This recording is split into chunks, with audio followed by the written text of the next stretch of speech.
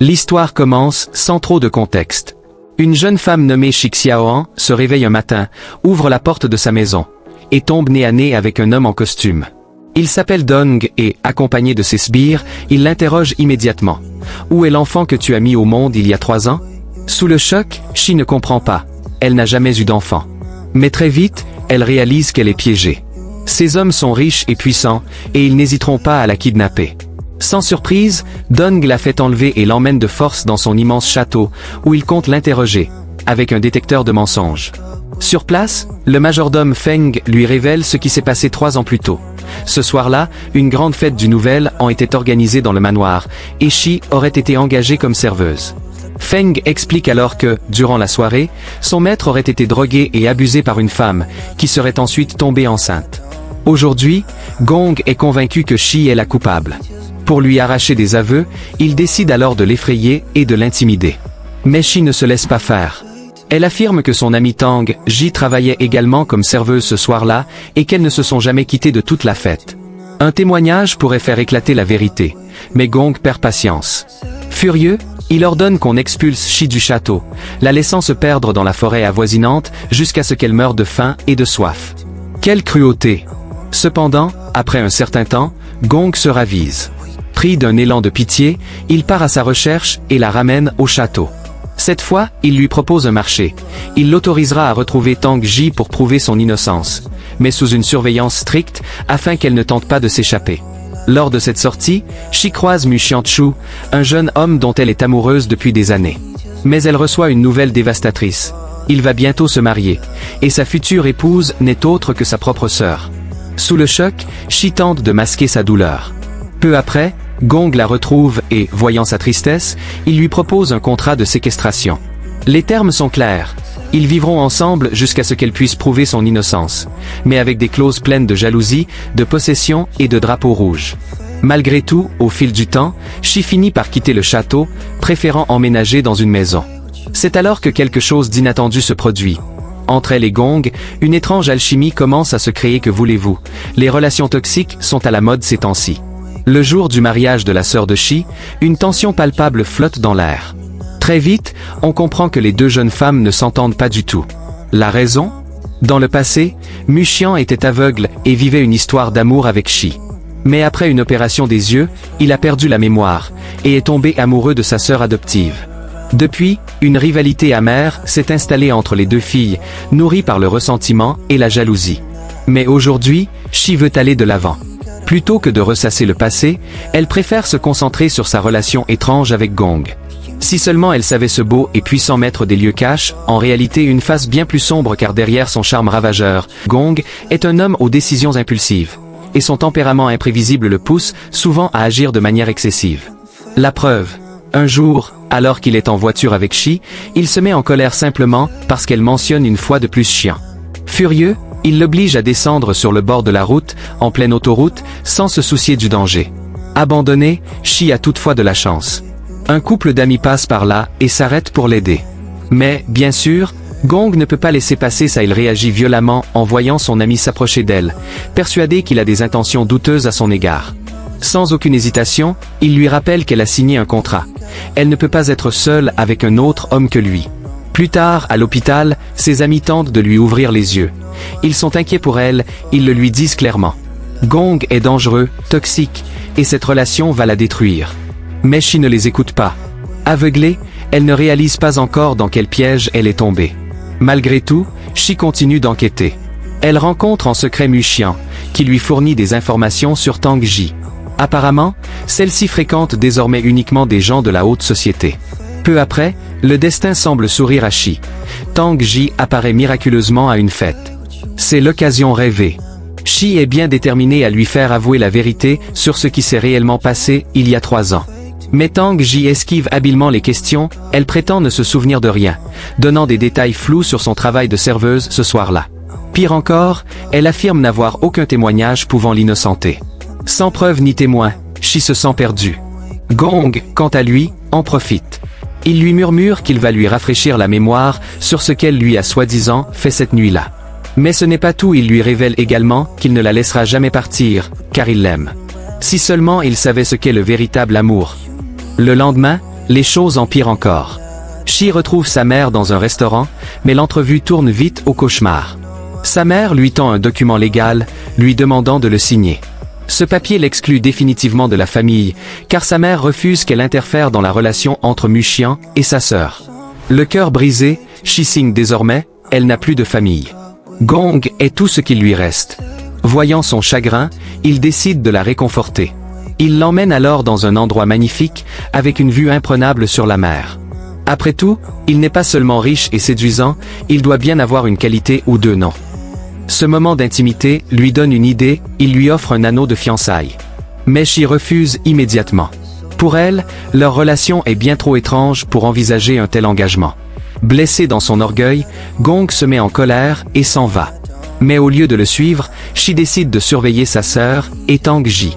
Elle les aperçoit marchant ensemble au loin et les suit discrètement. Un peu plus tard, dans un restaurant, elle les entend discuter, elles évoquent cette fameuse nuit, il y a 3 ans. Shi comprend alors, elles détiennent la clé de son innocence. Elle doit creuser davantage.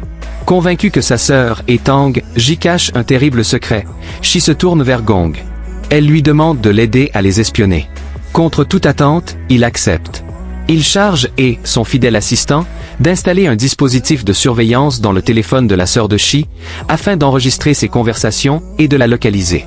Les résultats ne tardent pas à arriver, le signal conduit Shi jusqu'à un hôtel. Mais là, une surprise l'attend, elle tombe nez à nez avec Muxian.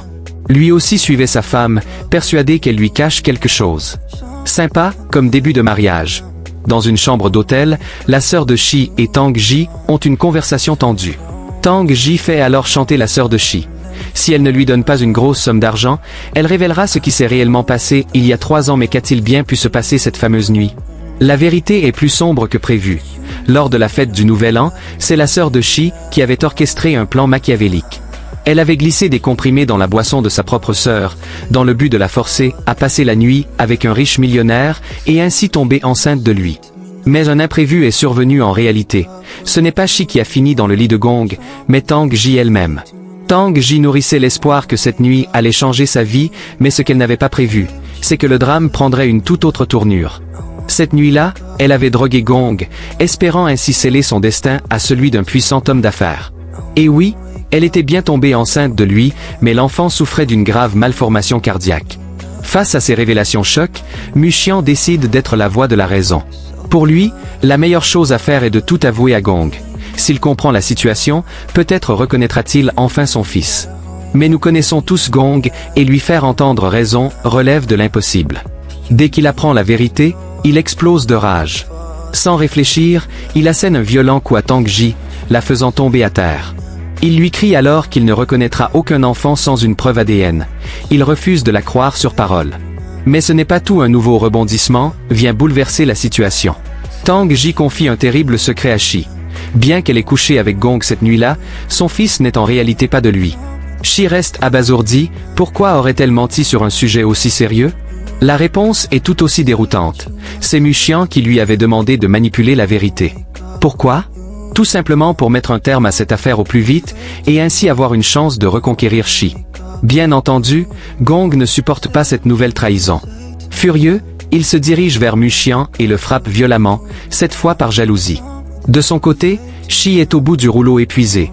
Submergée par tant de chaos, elle s'effondre et perd connaissance. À son réveil, elle semble avoir atteint ses limites face aux folies incessantes de Gong. Le lendemain matin, Shi accepte de rencontrer sa mère, qui semble prise de remords au sujet du cruel contrat qu'elle lui a fait signer. Pour tenter de se racheter, elle lui offre une tasse de thé. Mais ce qu'elle ignore, c'est que cette boisson contient un puissant aphrodisiaque, les effets ne tardent pas à se manifester. Lorsqu'elle revient à la maison, Shi se sent étrange, elle devient inexplicablement attirée par Gong, comme si un feu ardent l'animait. Sans qu'ils puissent se contrôler, la passion les emporte et cette nuit-là, ils cèdent l'un à l'autre. Le lendemain matin, Shi se réveille confuse et troublée. Que s'est-il réellement passé? Comment en est-elle arrivée là? Elle ne trouve aucune réponse. Peu après, une nouvelle tombe. Sa mère et sa sœur sont arrêtées, puis rapidement relâchées, pour usage illégal d'aphrodisiaque. Il existe vraiment un chef d'accusation pour ça? Intéressant, mais ce n'est pas tout. Lors d'une conférence de presse, la sœur de Shi va encore plus loin. Devant les caméras, elle accuse Shi d'être une voleuse de mari. Pourquoi un tel coup bas? Tout simplement parce que Muxian veut soudainement la quitter, et non, ce n'est pas parce qu'il se rend compte qu'elle est instable, non, c'est parce qu'il aime toujours Shi. Dès lors, Shi devient la cible de tous. Dans les rues, les gens la reconnaissent et la pointent du doigt, les insultes pleuvent sur elle, que ce soit dans une pharmacie ou au coin d'une ruelle. Accablée par cette haine injustifiée, elle sombre dans une profonde détresse. Elle se met à douter, elle ne voit plus l'intérêt de continuer à vivre, mais au moment où elle perd tout espoir, Gong surgit de nulle part. Il vient à son secours et l'emmène avec lui. Quand il apprend tout ce qu'elle a traversé, il comprend rapidement qu'elle est en état de choc. Elle ne parle plus, elle ne réagit plus. Shi ne réagit à rien, même pas à l'offre de liberté de Gong. C'est alors qu'un groupe de psychiatres conseille à ce dernier d'être extrêmement délicat avec elle, espérant qu'elle récupère bientôt l'usage de la parole. En attendant, Gong fait de son mieux pour corriger les comportements toxiques qu'il a eus jusqu'à présent. De plus, il lui propose de l'emmener chez Xian, Shu, afin qu'elle puisse choisir l'homme qu'elle aime réellement. Pourtant, Shi prend la décision de rester avec Gong, marquant ainsi le début d'une relation officielle entre eux. Peu après, Shi retrouve l'usage de la parole grâce à une séance d'hypnose, ce qui est une grande victoire pour le couple. Ils célèbrent cet avancement et officialisent leur relation, en se projetant ensemble dans l'avenir, cherchant à laisser derrière eux la manière étrange dont ils se sont unis par le passé. Heureusement, les choses semblent s'améliorer pour eux.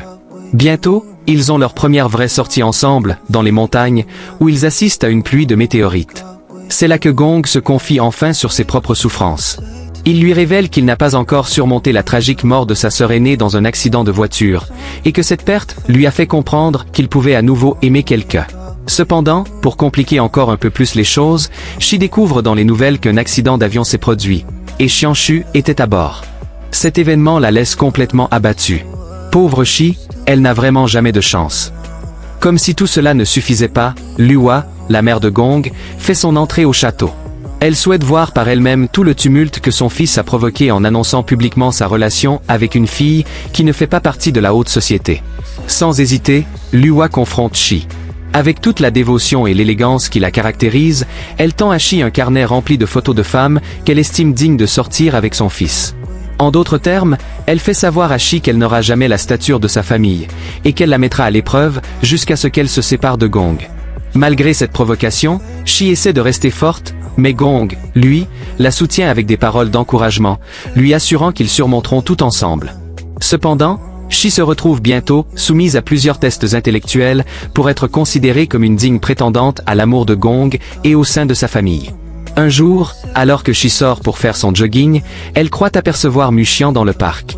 Mais en réalité, ce n'est qu'une confusion, car il s'agissait d'une autre personne.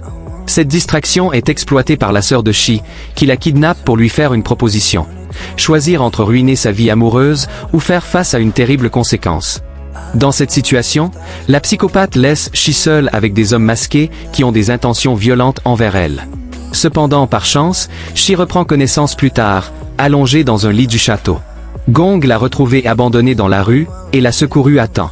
Furieux, Gong lui jure de se venger de ceux qui l'ont fait souffrir, y compris de sa propre mère, qui, en complicité avec la sœur de Shi, a organisé le kidnapping. Cependant, un détail essentiel est révélé par Shi. Les hommes ne l'ont pas agressé, ils l'ont seulement effrayé. Bien que la mère de Gong soit au courant de tout cela, elle s'en moque éperdument, car tout fait partie de son plan. Et voilà que 3 semaines plus tard, Shi obtient un résultat positif à son test de grossesse. Et elle est très émue, car elle sait que Gong est le père de son futur bébé. Cependant, lorsqu'elle lui annonce la nouvelle, il ne semble pas aussi heureux qu'elle. En effet, Gong soupçonne que cette grossesse pourrait être le résultat de l'abus qu'a subi Shi aux mains des criminels. Déçue par son manque de confiance, Shi se sent accablée, car son bien-aimé ne la croit pas lorsqu'elle lui affirme qu'elle n'a pas été abusée. Mais ce n'est pas tout. Plus encore, elle commence à douter de la confiance qu'elle lui porte, car Gong lui donne une boisson pour qu'elle perde son bébé, ne souhaitant pas qu'elle ait un enfant issu d'un abus. Shi rejette cette solution, car elle désire vraiment garder son bébé. Cette dispute conduit Gong à céder à son trouble de personnalité, et il commence à boire excessivement et organiser des fêtes débridées. Une nuit, Shi s'approche de lui avec tendresse et lui promet qu'ils pourront résoudre leur crise ensemble, notamment en cherchant à traiter son trouble paranoïaque de la personnalité avec l'aide d'une psychiatre.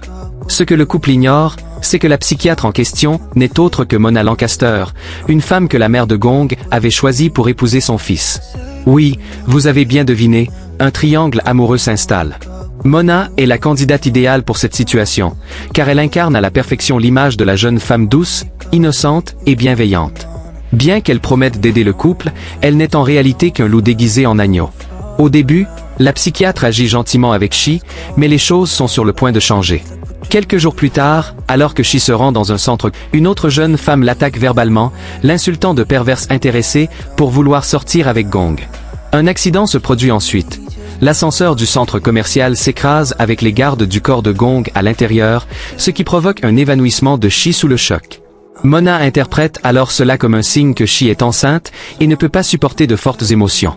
Shi commence à se méfier de la psychiatre, surtout après qu'une amie lui ait conseillé de se méfier d'elle, car ce ne serait pas la première fois qu'une femme se rapproche d'un couple dans le but de les séparer.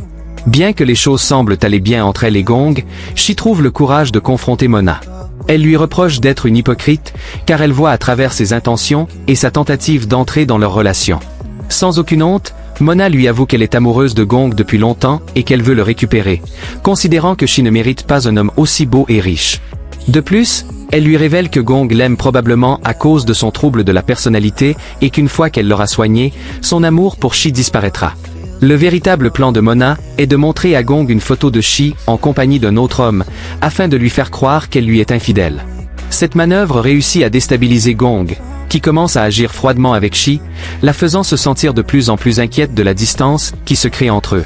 Et ce n'est pas du tout réconfortant lorsque Mona s'approche de Shi pour lui dire « Je te l'avais bien dit », insinuant que Gong, apparemment, commence à la guérir de son trouble et qu'il commence à la délaisser. Peu après, Gong demande à Shi de signer un document afin d'officialiser leur rupture, de manière à éviter qu'elle ne cherche à lui extorquer de l'argent ou à prendre possession de biens. Au début, Shi refuse de signer. Cependant, après avoir vu une nuit Mona et Gong se baigner ensemble, elle comprend qu'elle n'a plus sa place dans cette maison et que leur relation est enfin terminée. Plus tard, comme une typique femme délaissée, Shi fait semblant devant ses amis que tout va bien et qu'elle surmontera bientôt cette épreuve. Elle dit même qu'elle sera heureuse d'avoir son bébé, mais en réalité, rien n'est plus éloigné de la vérité. Elle est envahie par la nostalgie et le regret de cette séparation soudaine. Après tout, qui aurait pu imaginer qu'une relation débutant par un kidnapping finirait si mal? Sous la pression du stress et de sa grossesse, Shi fait un autre malaise en ressentant des contractions, perdant connaissance avant même de pouvoir prendre son téléphone. Heureusement, Gong arrive à temps pour la mener à l'hôpital, après l'avoir cherché chez elle pour tenter de réparer les choses. Lorsque Shi se réveille à l'hôpital, elle se retrouve seule. Le médecin lui révèle qu'un jeune homme riche l'a laissé là, a payé ses frais médicaux et est parti. Gong ne souhaitait plus parler avec elle.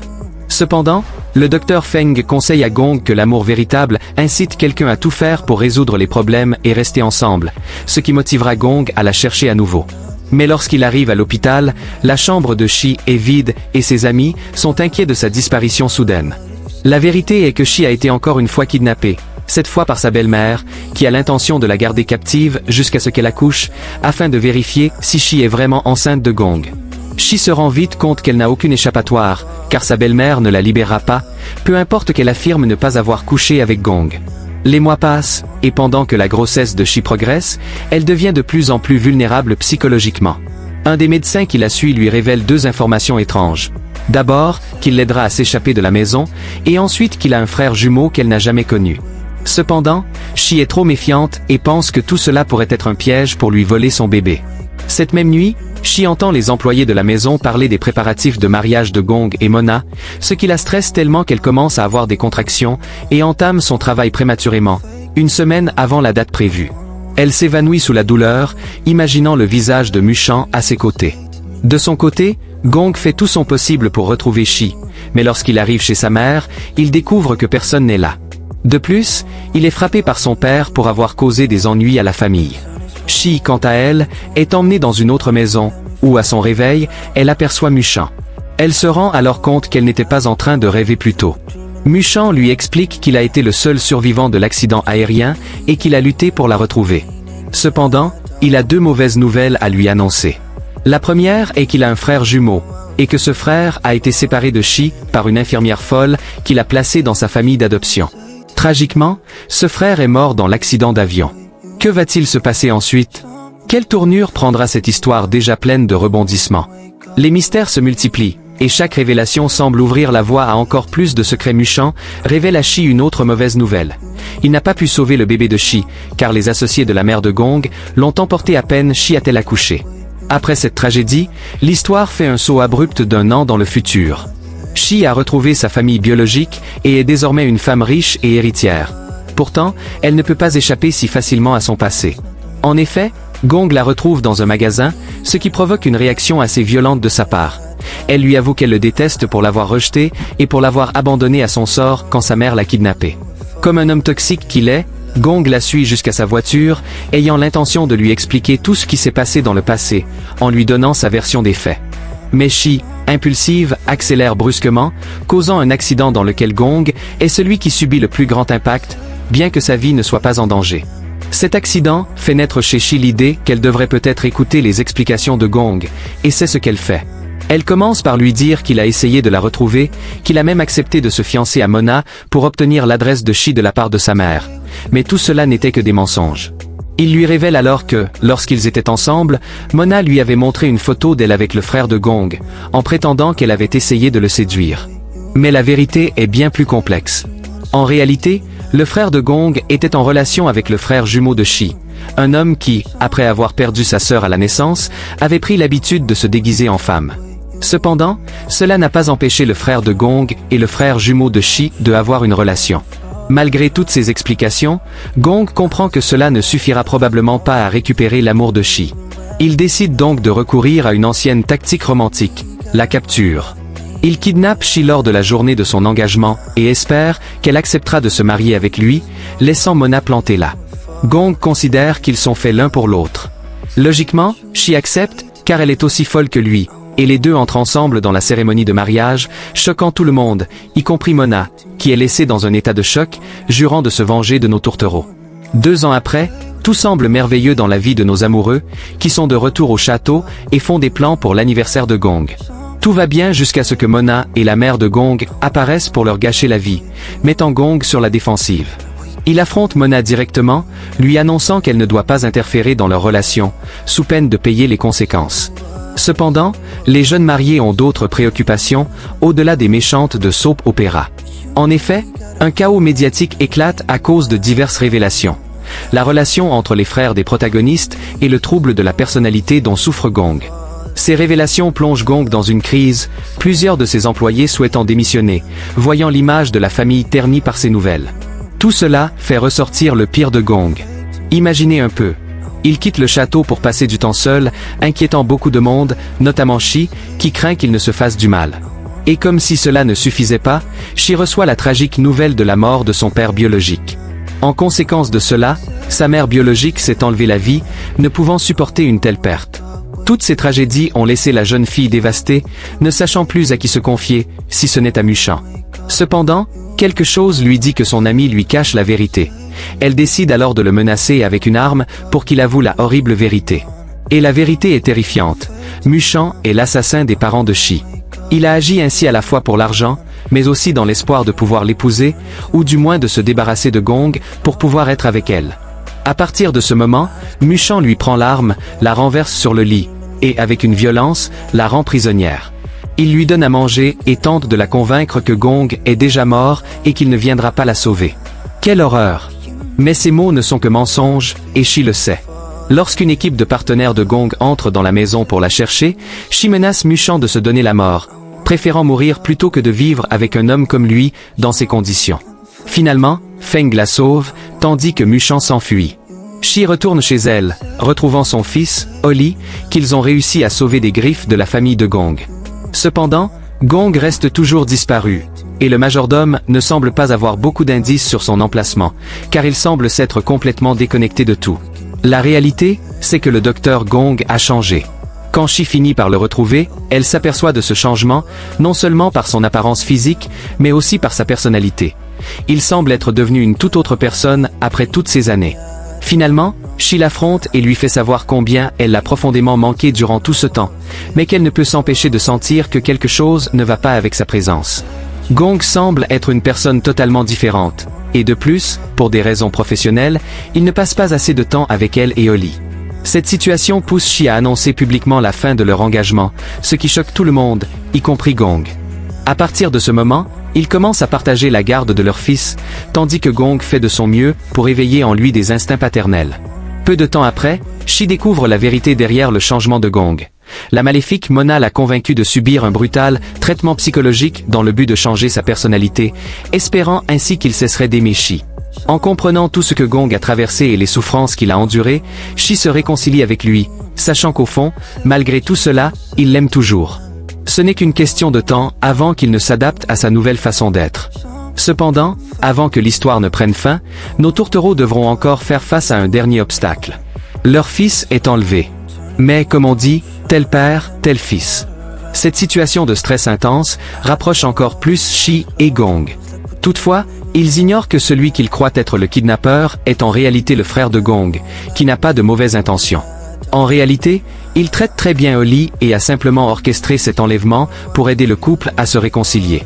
Et son plan fonctionne. Finalement, le petit Oli est retrouvé, sain et sauf, tandis que le frère de Gong, observant la scène de loin, se réjouit de savoir qu'il a joué un rôle clé dans le bonheur retrouvé de la famille. D'ailleurs, ne serait-il pas intéressant de découvrir toute son histoire ? Peut-être une saison spin-off juste pour lui ? Ainsi se termine cette histoire, pleine de drames et de rebondissements, mais aussi d'amour et de réconciliation. Merci d'avoir suivi cette aventure jusqu'au bout. Si vous avez aimé, n'hésitez pas à laisser un like, un commentaire et à vous abonner. À bientôt.